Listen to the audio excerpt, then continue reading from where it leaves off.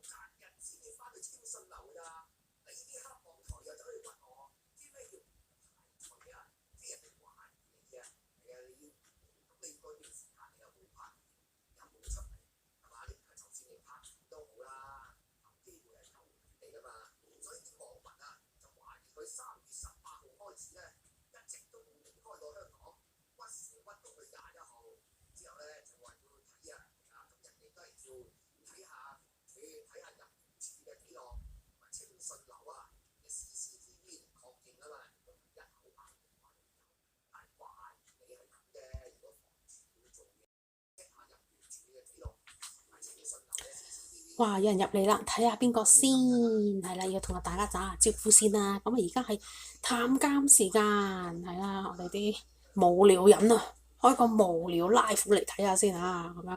咁啊，而家咧就真係好隨意噶啦，就唔係有啲咩 topic 咁樣嘅。Hello there，Hello there，係啦 ，Hey guys man，咁好啦，今日咧。整翻個嘢先。咁啊，直播煮嘢食係嘛？直播煮嘢食啊！而家已經係凌晨12點鬆啲啦。咁啊，仲未食晚飯啊，因為頭先咧就開個直播啦。咁好啦，咁我就事不宜遲啦，係啦。咁啊，即係，哎呀，咁啊，有啲畫面俾大家睇下咁樣啦嚇。歡迎留言同我傾偈喎，咁樣我一路煮嘢食一路嚇傾偈。咁咧，今日輕鬆啲，因為已經預先煮好咗。今日可以快脆啲嘅，就係咩嘢咧？就係我預先已經洗好晒啲，係啦，洗好晒啲菜噶啦。個鏡頭麻麻地啊，係啊，暗咗啲。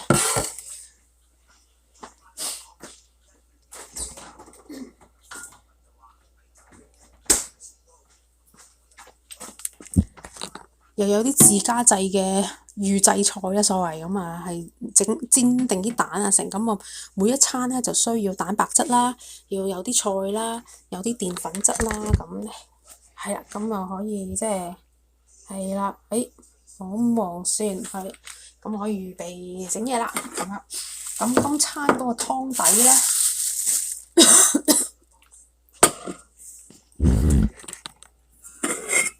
已經係一早準備咗㗎啦，係啦。喂，好似好暗，但係冇辦法，呢個啲舊嘅電話，射，係咩嚟嘅咧？就係咁樣啦，呢個啦。咁就係有啲蠔油啦，有啲雞粉啦，有啲蒜粉啦，有啲bagel 乜乜啦，有啲係 mushroom onion 啦，即係總之係啲 Trader Joe's 啲粉嘅嗰啲調味料咁樣嘅。咁啊，總之倒埋堆啦，咁就好啦。咁啊要煮嘢食噶啦，咁我要放低個電話先嚇，冇自拍棍啦，冇架撐係咁噶啦呢度，將就下啦嚇。係嘛？咁啊有啲亂嘅，係啊，有啲亂嘅。OK，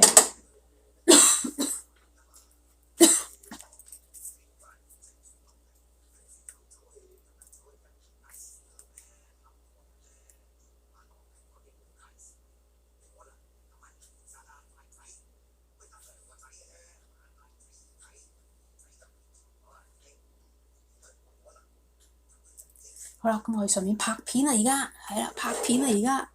咁樣咧嗱，今晚煮嗰餐咧嚇，而家凌晨12點幾啦。咁我就預先整咗啲湯底先。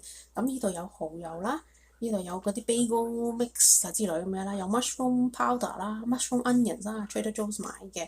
咁樣咧就有啲雞粉啦，同埋蒜粉嘅家樂牌雞粉咁樣。呢個就係嗰個湯底嚟㗎啦。咁跟住咧預先整咗啲菜，洗乾淨咗啲菜，咁所以咧呢間咧水滾抌落去就搞掂啦。咁啊需要蛋白質嘅，每一餐咧都需要有菜啦，有蛋白質啦，同埋澱粉質嘅蛋啦。最容易啦，蛋咁煎咗2隻蛋，呢啲預製咗啊，預先煎好晒嘅蛋，咁就變咗啦，可以一嘢抌落去個煲度，整翻熱佢就食得啦。咁澱粉質咧有乜嘢咧？就係呢個蝦子麵，呢個麵餅唔係好健康，不過 OK 啦，係咁好啊，開始煮啦。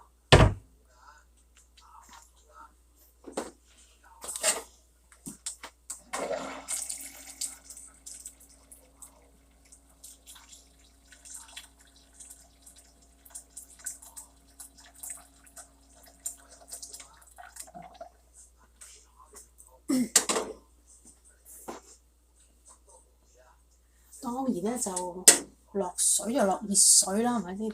落熱水就煲下佢先，快脆啊！好啦，啲麵啊成嗰啲咧，好擺落去咁啊，好搞掂。咁啊，等水滾就落啲菜。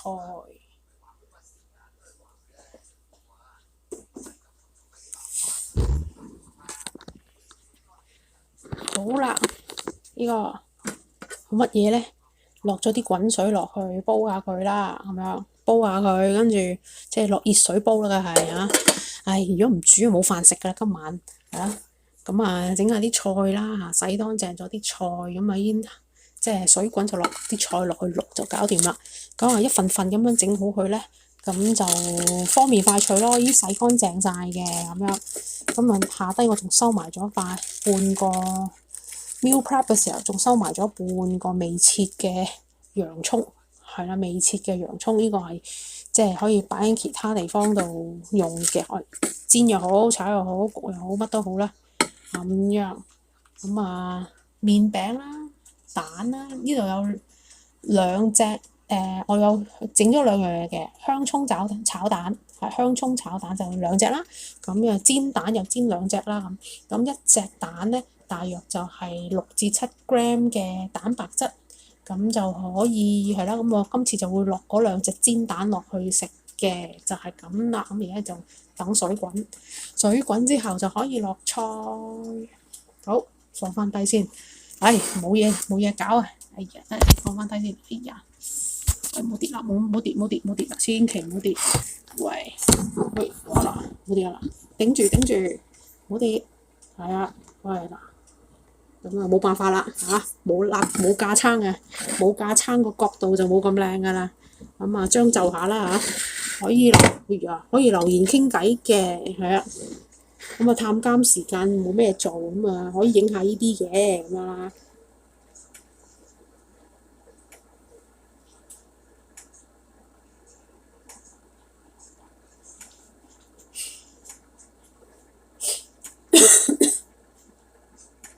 咁而家等水滾啦，咁啊好。咁你會睇到我而家咧，呢度都開緊 live 嘅，係啦。咁啊叫做有啲聲音，有啲嘢睇下咁樣啦嚇。咁啊烚咗啲唔係洗乾淨咗啲菜，預先洗咗嘅。咁啊呢度有個麵餅啦，呢度啲預製菜咧，自家製嘅預製菜。咁啊有煎咗2隻蛋，又有香葱炒蛋，咁我就會攞2隻煎蛋落去嘅。咁啊每隻蛋平均係6至7 gram 嘅蛋白質，咁啊即係變咗呢一餐就有10零個 gram 嘅蛋白質啦。好，水滾，水滾啦，快脆咧。咁啊因為咧我係落滾水落去煲嘅，咁啊快好多咯，係咪？好啦，攞啲菜落去先啦。喂，差唔多啦。OK， 倒埋啲落去先啦。OK， 搞掂。係啦，冚一冚過去啦，焗佢先。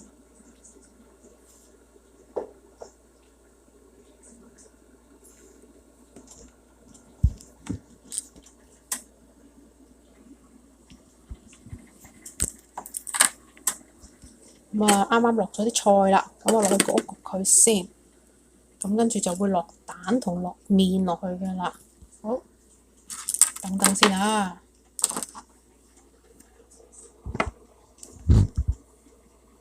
呢個好 last minute 嘅探監時間，咁就係陪我煮嘢食今晚嗰餐飯啊！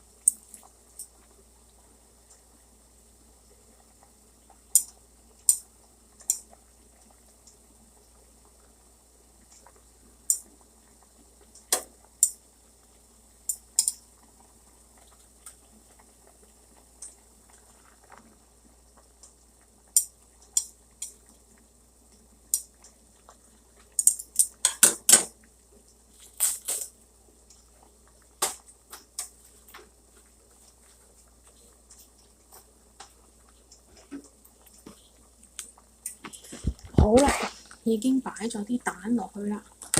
咁啊，好望先。好啦，已經擺咗啲蛋落去㗎啦。呢度擺咗啲蛋落去咁啊，有白菜仔，有蛋兩隻，煎蛋兩隻。咁啊，大約係10零個 gram 嘅，係10零個 gram 嘅蛋白質。咁啊，再揼埋嚿麵落去啦。好，揼埋嚿麵落去，咁就煲下佢就搞掂啦。冚翻我個蓋先。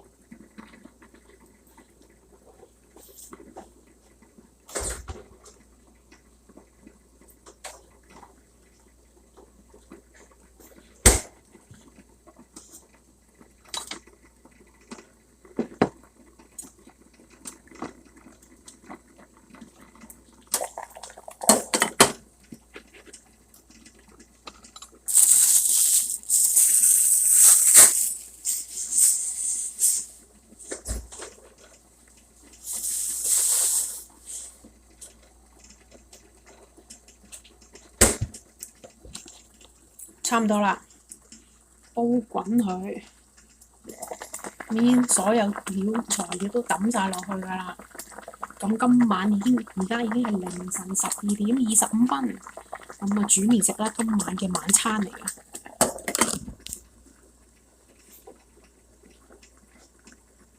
好啦，都差唔多㗎啦。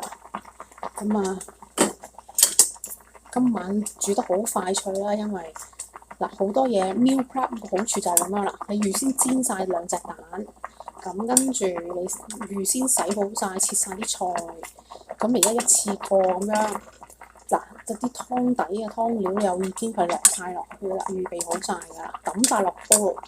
咁你一加熱水就即刻好快脆就煲滾個湯底啦。咁跟住落啲菜，落啲肉，落啲蛋又好，菜又好，麵又好。幾分鐘食得。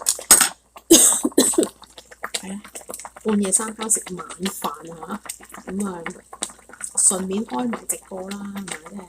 即係有啲人話，啲人教煮嘢食啊咁樣，教就唔敢，煮嘢食我都盡量唔做㗎啦，係啦，因為以前就有話整好多嘢食啫，呢一邊嗰個台就唔會㗎啦咁樣。不過探監時間就冇 topic 嘅。咁啊，純粹即係橫掂開咗個鏡頭，我就順便俾你影埋，又影埋咩啦咁啊。好，差唔多㗎啦，食得㗎啦。熄火，熄火攤佢食得。咁啊，好唔好？因為開咗鏡頭，好唔好倒落個碗度食咧？定係成煲上咧？咁因為我平時咧就懶懶地咧，就會成煲上嘅，就咁揦住個煲咁樣當熱食咁就算啦。可以洗少隻碗啊嘛，係咯，洗少隻碗咁樣。好，咁啊而家熄咗火噶啦，咁就係咯。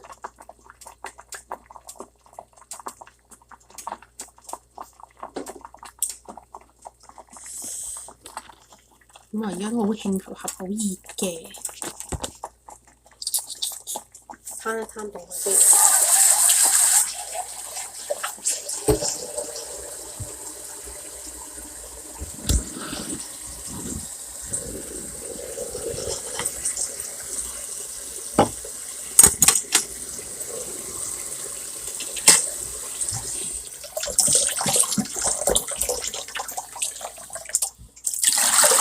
係咁依攞一落去啦，呢啲全部乾淨嘅咁樣，咁啊冇乜嘢嘅，咁啊順便沖一沖水，洗一洗，執一執啲味，執一執抹啦抹啲嘢，咁就等佢攤冇咁熱先，因為係啦，驚個爐熱熱地辣溶咗就冇啦，係啊，咁啊係啊，咁啊即係同大家打下招呼啦，係啦。咁就得先啦，係啦，同要打下招呼先啦。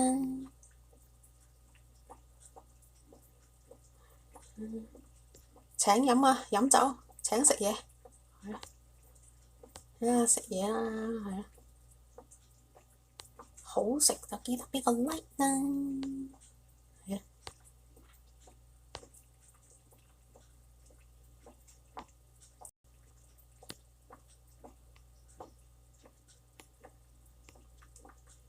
咁啊 ，just for fun 咁樣啦，整下啲 emoji 咁嘅嘢啦，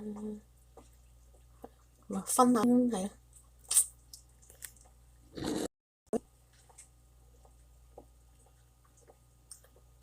開心下係咁，打下 emoji 咁樣。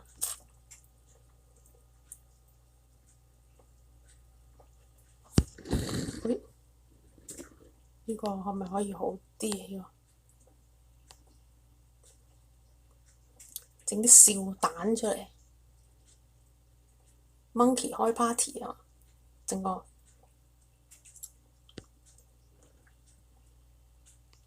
好啦，咁啊洗完嘢㗎啦，其實我而家真係冇咩做啦，已經靜咗少少啦。咁我睇下，如果唔係太辣手咧，我可以真係落成煲上咁樣食㗎啦。如果唔係太辣手嘅話，想試下辣手咧，最土炮嗰樣嘢係啦，最土炮嗰樣嘢係咩咧？就係啦，唔好學我啊！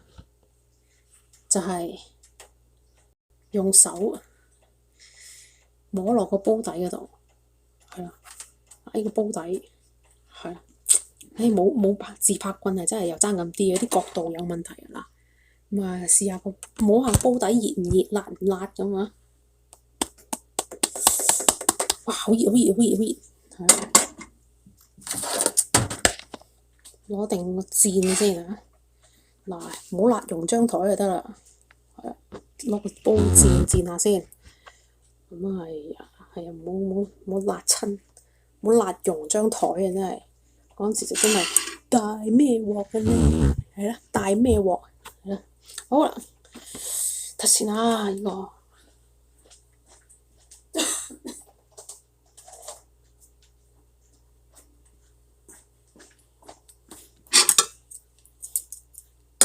唉，算啦，成煲上啦，拎過去先。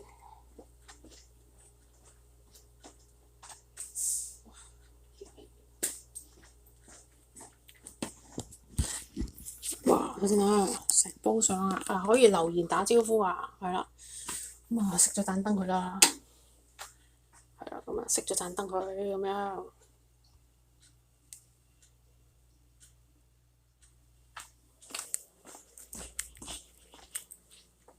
好，翻嚟啦！哎呀，睇先啦，食飯咯，去翻張書台度先嚇。喂，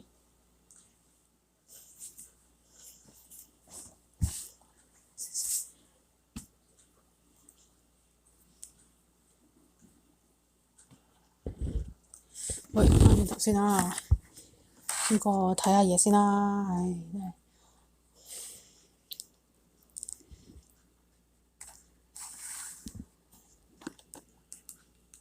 哇嗱，整個證據出嚟啊！12:33，3月26號。喂，吃飯咯，喂，成煲上啦，費事啦，我煎住先啦，我真係。咪而家辣溶張台啊！真係，真係，係咯，驚辣溶張台嘅。好啦，我咪喜歡咧，可以留言傾偈啦，傾一陣間啦。咁啊，係咯，咁啊都冇咩嘢啦。而家咧全部都係高清嘅，係啦，1080直播軟件有好處就係咁樣啦。好。咁同埋咧，直播軟件我可以即時睇到留言嘅，即係就算個畫面冇彈出嚟咧，我呢個畫面都係 show 到出嚟嘅。所以呢，就係咁嘅呢。OK， 喂，翻轉頭，閂咪先嚇，呢邊閂得咪啦，嗰邊閂得咪未？係啦。攞翻個電話翻嚟先。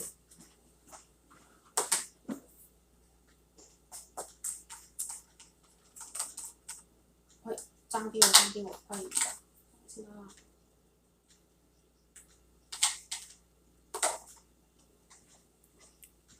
好啦，咁你可以留意到我呢度個架步係點啊？好啦，而家咧已經係凌晨嘅12:30幾分啦，35分啦。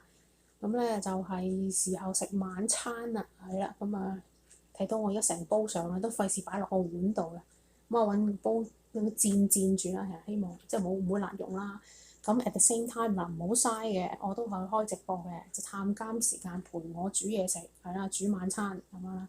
咁我哋可以一邊食就一邊睇片啦，係啦。咁我平時睇開就係一啲 late show 嘅，咁啊睇 late show 咁啊，好開飯而家。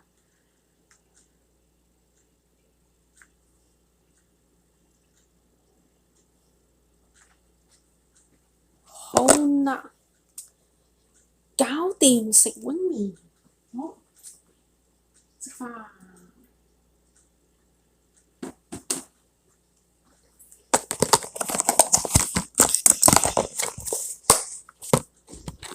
係啦，搞掂食碗麵。平時我哋睇下 late show 嘅，係嘛？如果唔睇動漫啊，睇 late show 咁啊睇片咁樣咯。成煲上啦，今次費事擺落個碗度啊，洗少隻碗。同埋，算啦，懶就係咁樣噶啦。好啦，同一時間咁就一食啦。好，食飯。咁我個鏡頭個鏡頭唔可以咁樣影住late show 嗰個啦。咁呢個係啦，你唔可以影住佢嘅，因為驚陣間成條片 block，成個直播 block 鬼咗我，點算啊？人哋有成2000萬嘅粉絲啊，人哋嗰啲大嘢嚟嘅呢個，所以聽聲應該 OK 啩，可以陪我。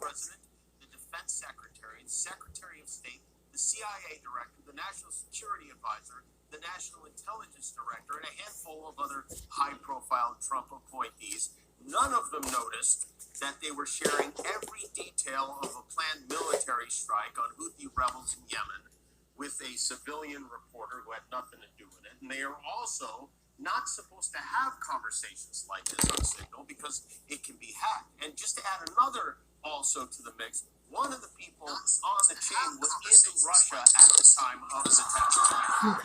Not that they would ever try to look at those, but so you would think, one would think that the administration would say, hey, we screwed up and hold the people accountable. That's where you would be very wrong. Instead, they are denying. They're like, we weren't talking about blowing up Houthis, we were talking about Houthi and the blowfish. It's fascinating to watch. They screwed this up in a big way. Pete Hegseth, the Secretary of Defense, he He's dead to rights. He texted very sensitive information食 to the 飯 reporter. So what does he do? He 係啦，而家 blames 食飯㗎啦。 the reporter. Kid spring styles starting at $5. Walmart Talking about a deceitful and highly discredited so-called journalist who's made a profession. 呢條友仔真係大話精嚟嘅。而家美國嗰啲好大話精嘅，我哋啲好有政治感㗎呢個。我哋會做嘢，雖然我係加拿大人。 People on both sides hoax, suckers and losers hoax. So this is the guy that peddles in garbage. 成隻 This is 角 like, 角喎。 and I know Pete can relate to this. This is like getting drunk, driving your car into a lamppost, and blaming the lamppost.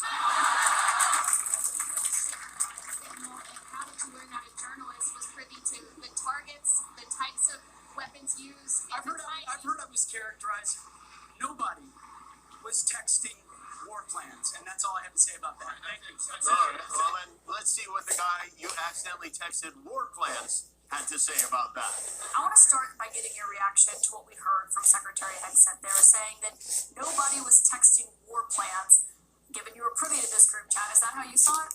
No, that's a lie. He was texting war plans. I don't know why there's any debate about 咩話？你講咩話？ accidentally texted war plans had to say about that. I want to start by getting your reaction to what we heard from Secretary Hegseth there, saying that nobody was texting war plans. Given you were privy to this group chat, is that how you saw it? No, that's a lie. He was texting war plans. No, that's a lie。 I don't know why there's any 搞笑啊！ debate about this. I mean, 擘大口講大話，人哋反 we printed them. We've seen them. The White House confirmed 有晒證 the 據 texts were， 有人證物 authentic, 證， and 佢都 many of 話 them are from Pete Hegseth. 冇啊冇啊 The same， 捉 guy 奸在 who 床 said 都話 this 冇嘢冇 about 嘢冇 Hillary 嘢。 Clinton using a private email server. 我睇你唔到。 Anyone other than Hillary Clinton, they would be in jail right now. Correct. For what has been done. 幾年前呢位仁兄咧講完嗰啲嘢，而家唔算數㗎。 Unclassified means there is 咁咪捉翻佢以前上過電視台講嘅嘢咯。 targeting those accounts and gathering 自己做錯嘢就話冇啊冇啊冇啊。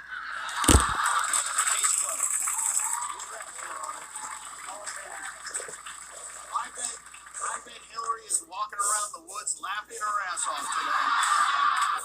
Lock them up, lock them up.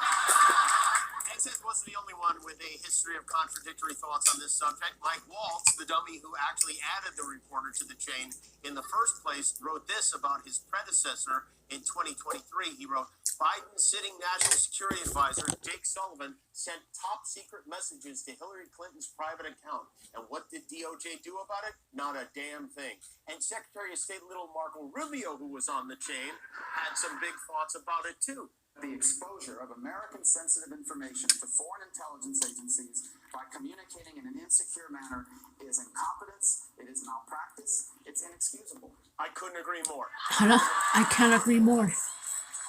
inexcusable。而家自己犯錯咯，幾年前自己親口喺電視台講過嘅嘢，而家又 Here's what 回力標啦 Marco Rubio 仲回力 today 標 had to say.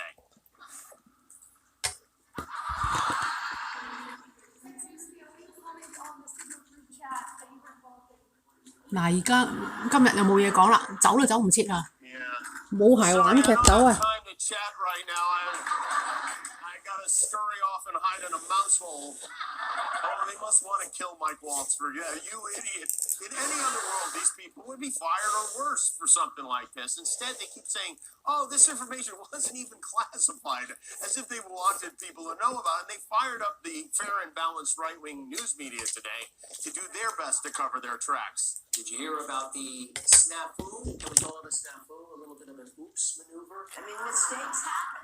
Mistakes happen all the time. Jeffrey Goldberg is somebody that President Trump and his senior advisors do not like. He is not a credible reporter. He is rotten. Regardless of the operation was overwhelmingly Sleazy 咩鬼啊？ If you read the content of these messages, I think you'll come away proud. It was a refreshing look to see that we actually did have leaders that were getting along and having a robust conversation. I have no concerns about it at all. 有咩事就賴個 reporter， 一個好資深記者嚟嘅喎。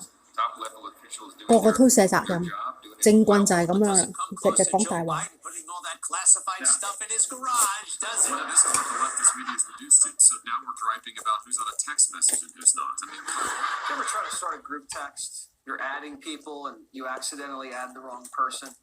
All of a sudden, your Aunt Mary knows all your raunchy plans for the bachelor party. Well, that kind of happened today with the Trump administration.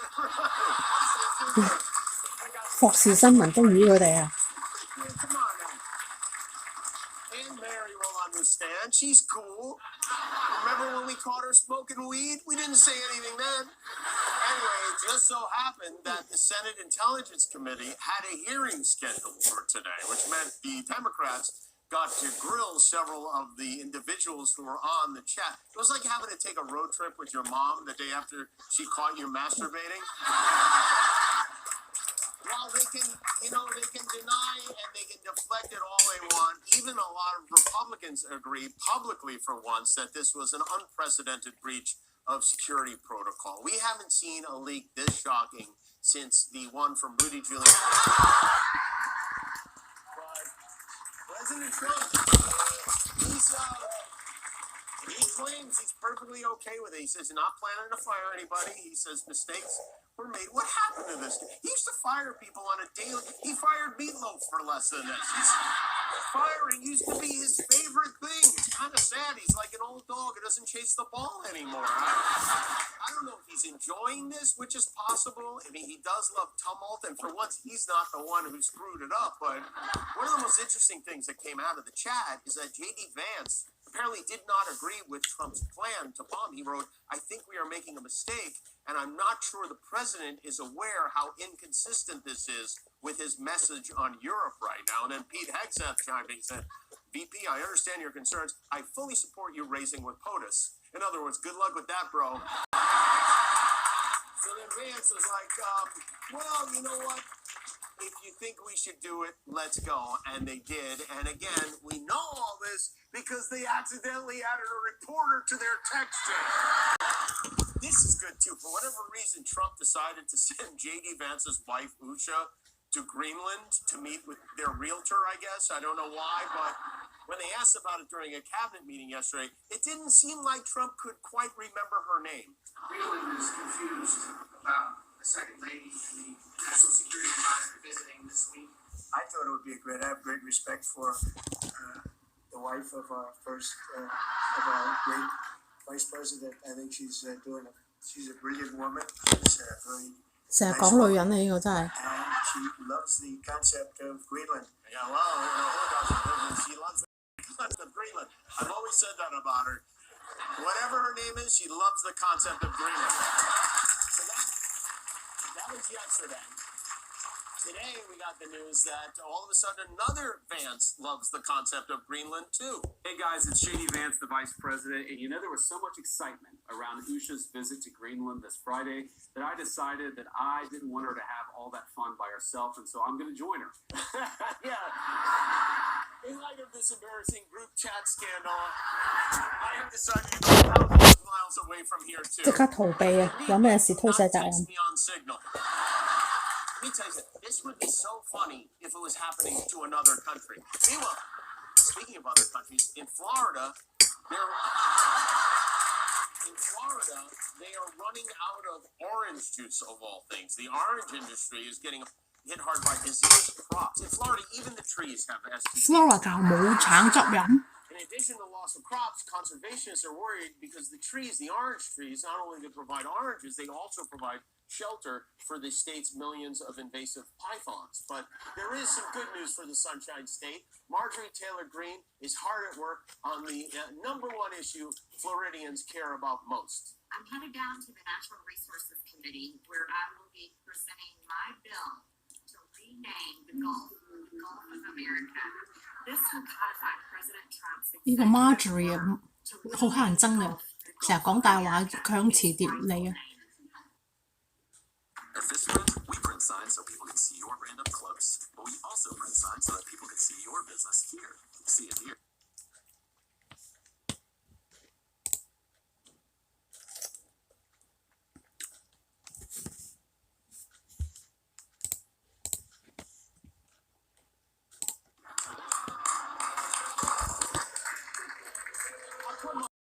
she's got the horse that kicked her in the head on her, right there on her shirt.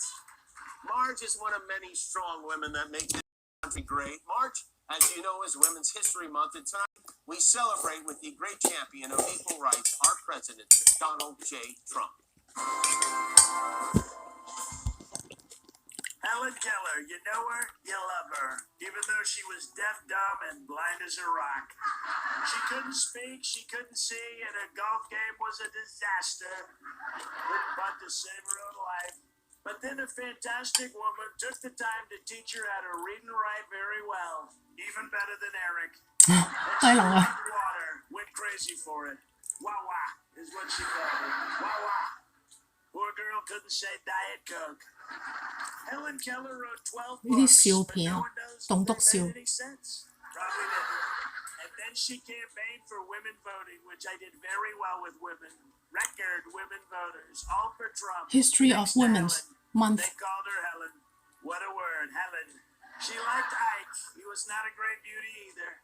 Sometimes blind is good. Sometimes In 1980, blind is good. Helen got her own postage stamp, just like another American hero who couldn't talk very good, named Scooby-Doo. Scooby-Doo. Remember Scooby? Scooby loved his snacks. He loved them. He loved the lick. I hate dogs, but I love Scooby-Doo. Happy Women's History Month to all the haters and to Helen. 搞笑，呢啲棟篤笑嘅 show。 Do you know how many subscribers we have on YouTube now? 喂，翻返嚟先，喂，唔好跌，唔好跌。 That's why we're wearing these 係 glasses. Thanks for 一 being 啖 a 笑啦 subscriber. If you're 嚇。 not, help us get to 20 million and one.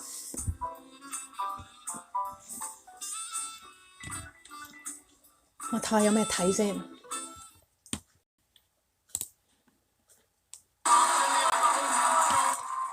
Thanks for watching. Thanks for joining us here. Follow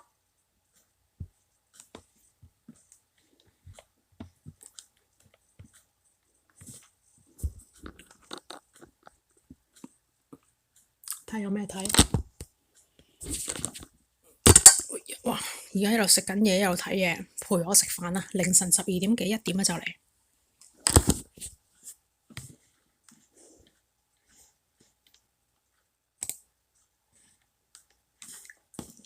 不如睇下呢個啦。喂，有嘢睇未 Welcome, everybody. Welcome to the Tonight Show. ？Tonight Show 係 People watching at home. Jimmy What Fallon。 show we have for you tonight? We have it. Jeez, man. Gosh. I'm so sorry. I just got a text. Apparently, we're invading Greenland. Oh. So I shouldn't be on those texts. Yeah, everyone is talking about this today. High-ranking 咁樣影唔知會唔會中版權？ were grilled by Congress after they accidentally included a reporter in a group chat about war plans. group chat 嚟，一個個喺度講緊 group chat 個 war plan 咁樣。 They'll only talk about war plans over Snapchat. It's here, then boom, it's gone. You're throwing up rainbows. Yep, Trump called the massive leak of classified information a glitch, which feels sort of like Boeing referring to a door flying off as a little oopsie. Oops. A glitch. Democrats like glitch, please. Apparently, the reporter was mistakenly added to the group chat by Trump's national security advisor. This advisor can't catch a break. Today, he sat down and butt-dialed the nuclear codes of North Korea. Meanwhile, Defense Secretary Pete Hegseth denied responsibility for the security failure and insisted that nobody was texting war plans, even though the White House confirmed the breach. Yeah, this pretty epic blunder. Today, Trump gave it 4 out of 5 Giulianis. Yeah, people from both sides are upset, but it turns out this happens all the time. Just check out a few of these group texts that we found. First up, Defense Secretary Pete Hegseth wrote, March Madness at my place this weekend. Just don't tell that creepy-looking Cabbage Patch doll. Then J.D. Vance wrote back, guys, I'm on this chain. Also, if we're doing brunch this week, somebody's got to bring a booster seat for you-know-who. And Marco Rubio was like, guys, I'm on this chain. Also, whatever I get for the surprise party, I got him a weed whacker for his eyebrows. And Interior Secretary Doug Burgum was like, guys, I'm on this chain. 食面啊！ Also, I think 我睇下啲 late Goblin show 啊。 the work microwave again. Then RFK Jr. was like, guys, I'm on this chain. Also, he told me not to tell anyone, but the other night he walked in and his parents doing it. Then FBI Director Cash Patel was like, guys, I'm on this chain. Also, are you all familiar with that new AI tool everyone's talking about? Then Elon Musk was like, guys, I'm on this chain. Oh, wait, guess who I am? I'm the only texting Cash because it makes me sound like a big boy. Finally, Trump wrote, LOL, who are we talking about? See,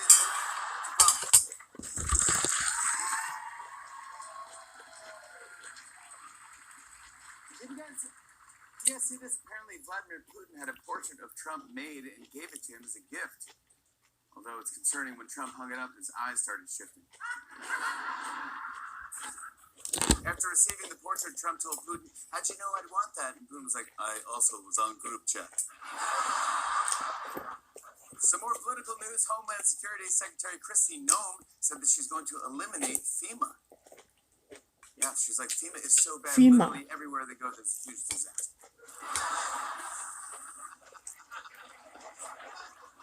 Hey, I saw that the FBI just launched a new task force to investigate Tesla attacks. Yep, their job is to figure out which cars are vandalized and which cars just exploded themselves. Switching gears to some business news, Apple said that they're working on adding a camera to the Apple Watch. Yeah, they even put out a commercial today. Look at this. For years, your iPhone camera has captured life's biggest moments, and now we've added a camera to your Apple Watch, so you can capture more new moments like your chin, its knees, the inside of your jacket sleeve, the ceiling of your dentist's office, an accidental close-up of a stranger's crotch at Starbucks, the Apple Watch with camera, and the battery's dead. 搞笑玩嘢。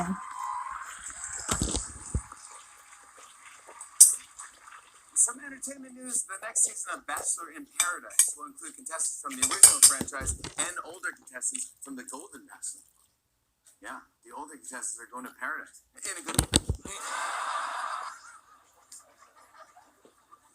It's fun. The young people will find love while the older people will find metal on the beach.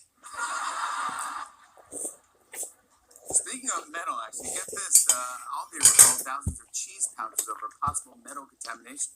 Wow, metal in the cheese. You did not just say metal in the cheese. Yeah, I did. Yeah, there's metal in the cheese. Wow, that's crazy. It's so crazy. What are you laughing? What's so crazy? 晚餐啊，今日嘅晚餐啊，就嚟食完啦。煮個麵，煮啲菜，有隻蛋咁樣。I don't suppose you play a snippet of.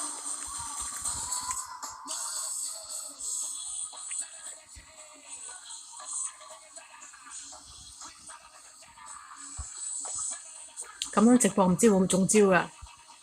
不過試唔同新嘢咁啦。咁啊食緊飯，我諗唔會有事啩。The trash knuckles. Is the word the in there as well? The trash knuckles? No, just trash knuckles. Yeah, trash knuckles, yeah. You guys, listen to this. I read that a growing number of men are now getting beard transplants. Best case scenario, it's back here, right?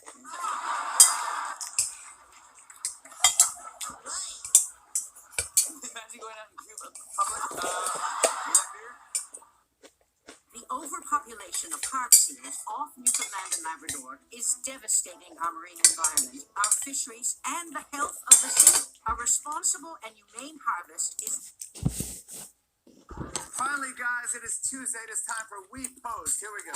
repost 呢 repost 個環節幾得意啊，即係有啲互動咁啦。Welcome to We Post. This is where we, as a group, decide something we should post on socials. I'm going to show you 5 different posts, and we're all going to vote on whether you like each one or not. You all have voting clickers at your seats. Yep. Very, very expensive clickers. Don't steal them. You can vote for all of these. You can vote for none of them. Whatever you want to do. We're going to see the results live. Higgins, Roots, you all have clickers too. I'm going to post whichever one gets the most likes from all of us because it's not a me post. It's a we post. You guys ready? All right. The first post is if turtles could talk, they still probably wouldn't have much to say. 第一個 post Wow, this is going to be a long bit. Okay. All right, the votes are in. I don't know about this one. Let's see the results. Oh, yeah, no good, yeah. And I will say these what do they even call these posts? Sentences? These posts, yeah. They don't necessarily get funnier. So, buckle up. Buckle up. All right, this next one's not bad. All right, let's try 下一 this 個 one. Let's try another. But at least we know the clickers work. It says nothing harder than trying to pick up a business card from the ground. All right. 都係嘅 See 喎， the results on this 呢 one. 句嘢 All right, not bad. Yeah, come on, there you go. 係咯。 All right, this next one, kind of crazy. No one's tried to make some new cereal flavors you can eat for dinner. My vote, meat and tater nugs.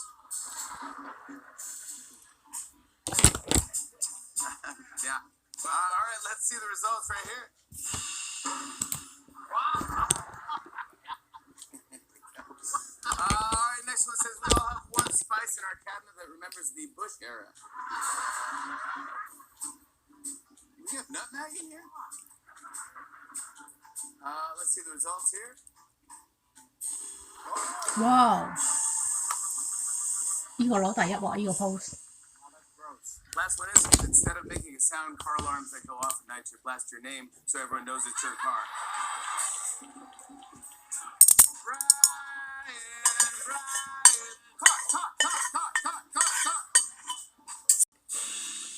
That's gonna be the winner. That's the winner right there. It has to be the one. You all have to vote for this. Let's see the results. 呢個，哎呀，遲咗。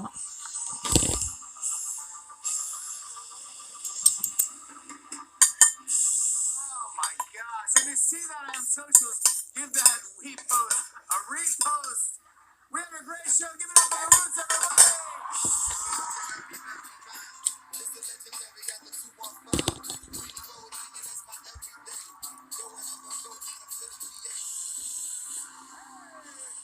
What a show we have for you tonight. She is a talented actor who stars in the new movie The Friend, which is in select theaters this Friday and opens nationwide on April 4th. Gosh, this dog in this movie is so cute. The Friend is a giant Great Dane dog. But Naomi Watts is here. That's what I'm talking about. Wait, it's serious. 喂，好快脆食完啦！咁啊重手得滯，嗰啲調味料重手得滯，鹹咗啲。食完洗碗。 His band Mumford & Sons has a new album out this Friday. Oh, what's near? Marcus Mumford is here to talk and record with Mumford & Sons. Stick around, we'll be right back with Naomi Watts, everybody.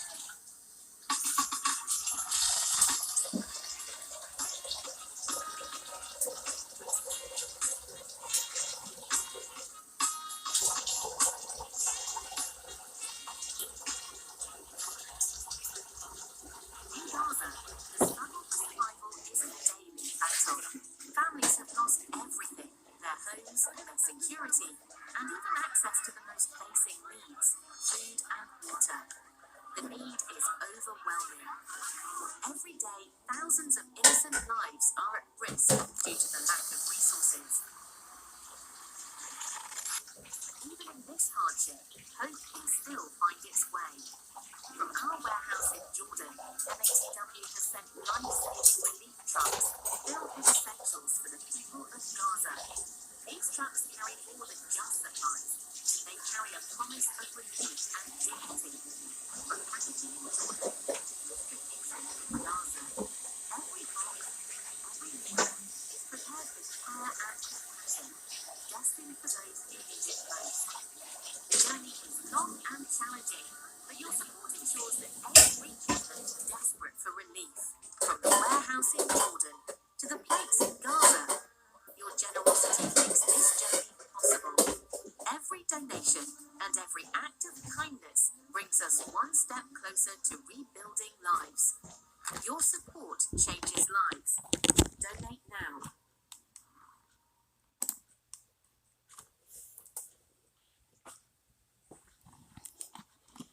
睇先有啲咩搞？而家探監時間就係非常之輕鬆嘅啫㗎。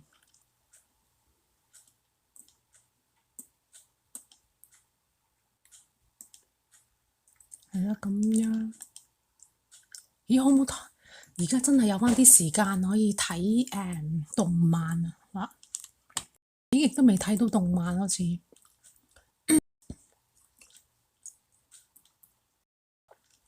Solo leveling 啦，睇開嗰個，呢個係啊，呢個搞笑啊！有嗱 Late Show 咧，我睇 Jimmy Fallon 啦，有Jimmy Kimmel 啦，咁仲有呢個嘅 Late Show with Stephen Colbert， Stephen Colbert 嗰隻有睇呢個嘅，幾好啊，係啊。喂，呢個唔得，呢個唔可以。 There are 1.5 billion mobile phones sold every year. 80% of those. Hi, I'm Joe Delaney. Today we're going to talk about what's the fastest way to get to a 10% body fat and still look and feel okay when you get there. But before we start,